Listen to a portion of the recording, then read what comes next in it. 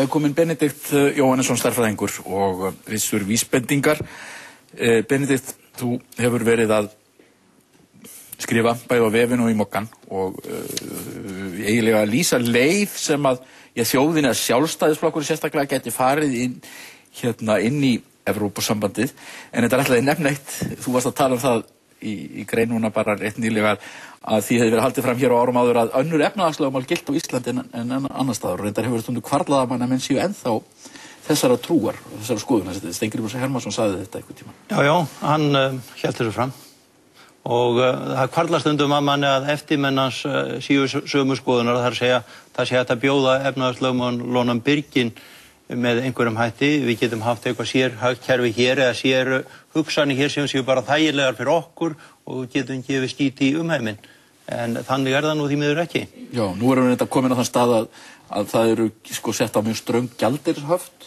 Já. Og sumir segja að það sé nauðsynlegt til þess að koma krónunni í gang aftur og til að forða fjármagnsflótt úr landinu. Hvernig líst þér á það?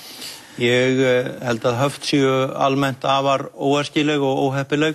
Það sem menn hafa sagt menn hafa farið í einhverja dæmisögu frá Argentínu þar sem að allur gjaldeyrir frá IMF kláraðist á örfáum mínútum þegar að pesóðum var settur á flot og menn vilja forðast það og þetta gert í samráði við Alþjóðagjaldeyrissjóðinn. Svo held ég að þetta geti verið mjög hættulegt og sérstaklega þetta sem að Vilhjálmur kom að hérna áðan ef þetta stoppar erlenda fjárfestingu hingað. Maður hefur einmitt verið að tala fyrir því að nú sé Ísland svo ódýrt að nú ættu útlendu peningarnir að koma inn. Og já, annars vegar ef þetta nú svona eins og Vilhjálmur segir að það sé beinlínis bannað, hins vegar segir nú að það sé handvömm en svo koma menn með peninginn en þá geta þeir ekki tekið öll baka aftur. Hvers konar land það? Við minnum með því í gamla daga þegar listamenn voru að fara til Sovétríkjanna, fengu vel borgað í rúblum og rúblan var á pari við dollar, svo ætluðu menn að fara að skipta í dollar og segja nei, það má ekki, rúblan gildi bara í Sovétríkjunum. Þannig að menn urðu að vera að kaupa sér loðfeldi eða píanó eða eitthvað sem að það vantaði ekki neitt bara til þess að fá eitthvað út úr rúblunni. Já. En þú lýstu aðeins þessari leið sem þú ert að mæla fyrir? Já, það sem að mér hefur fundist að undanförnu vera mjög ábærandi. Maður skilur vel, það mikil örvænting í þjóðfélaginu, fólk hefur orðið fyrir miklum áföllum og fólk reitt og fólk dapurt. Og það kallar á lausn og það kallar á leiðsögn. Við vitum það og sáum það að þeir sem að eru á Austurvelli, þeir eru fyrst og fremst og Háskólabíó við fyrst og fremst að hafa útrás. Það ekki bent á nýjar leiðir og þess vegna voru ég að hugsa, af hverju kemur enginn með leið út úr vandanum? Þetta ætti að vera verkefni stjórnmálamannana fyrst og fremst. Stjórnmálamennirnir eru hins vegar mjög hikandi og þess vegna segir það, já, fyrst og fremst sjálfstæðismenn, þeir eru í ákveðinni krísu, þeir eru búin að vera mjög lengi á móti evrunni, á móti Evrópusambandinu og eiga erfitt með að taka sig út úr eða fara frá þeirri afstöðu. Já. Og ég segi þess vegna, við skulum bara meta þetta afar kalt. Við erum hér komið með þjóðfélag sem komið gjörsamlega í hnút. Það sem að við erum með gjaldmiðil sem enginn vill. Það hefur enginn áhuga á því og það alveg sama hvað seðlabankastjóri eða aðrir segja oft krónan rétti gjaldmiðillinn fyrir okkur, já þá ætla þeir bara að gera okkur að einhverju eyríki. Við ætlum að verða eins og einhver Robinson Crusoe sem að bara úr öllu sambandi með umheiminn. Viljum við það? Það samfélag sem að við erum að byggja búast við fyrir okkur og börnin okkur afkomendur? Ég segi nei, við eigum ekki að gera það. Við eigum að leita aftur inn í samfélag þjóðanna. Hvaða samfélag það sem að næst okkur stendur? Það Evrópusambandið. Alveg sama hvort okkur líka betur og ég engin sérstakur aðdáandi Evrópusambandsins og satt að segja til skamms tíma þá sagði ég það fyrst og fremst evran sem að ég sé að við losnum við okkar slæmu krónu. Nú erum við hins vegar í þeirri stöðu Evrópusambandið segir þið getið ekki tekið upp evruna einhliða og þá ekkert annað að gera en að segja við skulum bara fara að tala við ykkur. Sjálfstæðismenn efna til landsfundar núna í janúar. Ég segi fyrir þann landsfund á formaður flokksins að lýsa því yfir Ég tel að það sé rétt að við göngum til viðræðna við Evrópusambandið. Fyrrverandi varaformaður Sjálfstæðisflokksins gerði þetta í viðtali í Morgunblaðinu í morgun og mér fannst honum sómi að. Auðvitað er þetta alveg rétt. Hann segir, ég tek ekki afstöðu til aðildarinnar á þessu stigi, hins vegar eigum við ekki annars úrkosti heldur en að ganga allir þessara viðræðna. Þess ná formaðurinn leggja þetta til við landsfund sem verður haldinn í janúar. Ég sé það ekki að landsfundur fari þá að ganga á móti sínum formanni og fella það. Ég ekki að yfirgnefandi meirihluti sjálfstæðismanna muni styðja það. Þú ert ekki hræddur að flokkurinn klofni eða? Ég er ekki hræddur að flokkurinn klofni, þetta getur orðið þetta ágreiningur, en það er þetta að kjósa ágreining. Ég er hins vegar mjög hræddur það, ef við gerum ekki neitt, sem er akkurat það sem við erum að gera núna, að þá bara leiði það af sér slíka ógæfu fyrir íslenska þjóð og ég held að menni að horfa setja þjóðarhagsmuni framar því sem að þeir kunna hafa sagt fyrir einhverjum árum inn í sjálfstæðisflokknum eða inn í greinum eða í viðtölum. Nú er bara staðan og önnur, það kemur í ljós að þeir sem héldu því fram að króna væri rétt fyrir okkur, það var röngu að standa, er bara þannig. Menn segja, já við afsölum okkur frelsi með því að ganga inn í Evrópusambandið. Það kann vel að vera, en við erum búin að afsala okkur stórun hluta af því frelsi núna vegna þess að við erum nú þegar með 80% af regluverki Evrópusambandsins í gegnum Evrópska efnahagssvæðið.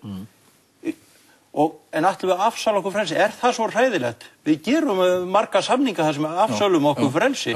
Fólk giftir sig og þar með afsalað sér frelsi. En hvað með sjávarútveginn? Af hverju gifta menn sig þó þeir afsalað sér frelsi? Það er vegna þess að þá fá þeir félaga, þeir fá öryggi og þeir fá hamingju. Það er akkurat það sem okkur vantar núna. Já, þar verðum við að meta þetta kalt. Hvað er það sem að gerist í sambandi við sjávarútveginn?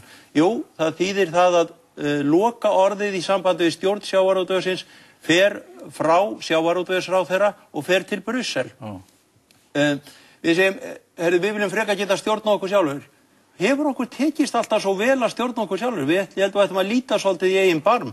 Ef við horfum á enn og aftur á okkar ágætu krónu, hvert er verðgildi hennar, hvernig hefur það breyst frá 1939 eða frá 1989 eða frá 1999? Þú ert starffræðingur, þú getur reiknað út fyrir mig. Ég segi það, hvernig er nú í þessu hræðilega Evrópusambandi? Þar er verðbólga 3–4% eða 3%. Hvað eru vextir? Þeir eru aðeins hærri þar. Hvernig er þetta á Íslandi? Hér er verðbólga 18%, hér eru vextir 25%. Hvort viljum við heldur? Menn hafa talað atvinnuleysi inn í Evrópusambandinu? Já, það hefur verið svolítið atvinnuleysi. Hvað er atvinnuleysi í Danmörku núna? Það er innan við 2%. Hvað er það á Íslandi? Stefnir í 7%. Hvort er betra? En þú segir að við eigum að geta hafið viðræður bara í næsta vor eða seint í vetur og verið komin inn bara, 2010? Já, ég segi það. Nú eiga stjórnarflokkarnir að segja, heyrðu, nú er lag. Við skulum bara sameinast þetta mál. Þetta er leiðin út úr vandanum.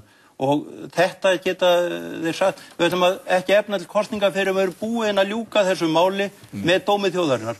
Ég segi, við skulum undirbúa viðræður núna í vor, það fara sérfræðingar í ganga, margir sem að þekkja þetta mjög vel. Það var hérna mjög fín nefnd á vegum Björns Bjarnasonar í fyrra, kortlaði þetta afar vel. Skulum gera þetta, byrjum viðræðurnar, segjum í apríl. Það eiga ekki að þurfa að taka mjög langan tíma, en áður búin að segja það að geti tekið innan við ár. Ég held að það geti þess vegna lokið á þessu ári. Þá sjáum við strax árangur í upphafi næsta árs, cirka. Nú þá er þetta að leggja þann samning sem þannig næst við í viðræðunum fyrir þjóðina. Þetta var lagt í þjóðaratkvæðagreiðslu. Ég treysti þjóðin alveg til þess að meta það. Ég skil ekki þá stjórnmálamenn sem ekki vilja fara í viðræður og ekki vilja athuga samning sem við leggjum síðan fyrir þjóðina og þá fellur hún sinn dóm. Og þá vegur hún og metur út frá öllum okkar hagsmunum, er þetta gott, er þetta vont. Þegar að þjóðin, ef hún samþykkir samningin, þá getur þingið nauðsynlega breytingar á stjórnarskráni, það er kosið upp á nýtt og þá er stjórnarskrárbreytingin staðfest. Þannig held ég að við séum með leið til frambúðar, en mikilvægur þáttur á leiðinni er það að við eigum í þessum viðræðum, þá eigum við að segja við Evrópusambandið, við viljum binda krónuna við ákveði gengi evrunar. Einhvers þarf ekki... Já, á þessum tíma, á þessum samningstímabili. Já, á samningstímabili. Já, ok. Þú treystir því ekki að þetta taka einhliða upp annað gjaldmiðil? Sko, það hægt, en vandinn þar sá að hann getur klárast. Það bara, þegar þú og ég við hefum kannski ekki nógu mikla peninga en þegar eru einhverjir sem eiga hérna, útlendingar sem eiga hérna 400 milljarða, að ef að þeir vilja allir taka það núna í 9 evrónum sínum sem að gilda hérna og við höfum tekið upp einhliða, þá klárast allar evrurnar. Og það vandinn, þess vegna vandi að taka upp einhliða. Það ekki, ef þetta væri ekki þannig og við værum ekki hrædd við flótta af fjármagnunum, þá gætum við gert einhliða. Hins vegar held ég að rétta leiðin núna sé ekki svo að fara í eitthvað stríð við Evrópusambandið með einhliða upptöku, heldur reyna að semja þetta, við ætlum að taka upp tengingu og reyna til þrautar í samningum að ná einhverju svona hraðleiðin í evruna. Þannig erum við komin með miklu fyrir með jafnvægi í Íslands samfélag heldur en með því að sitja núna með höndir í skautu gerir ekki neitt bíð eftir því eitthvað að gerist. Benedikt, þakka þér fyrir að koma í þáttinn. Við eigum einn viðmælandi eftir, það er hún Sigurgestsdóttir.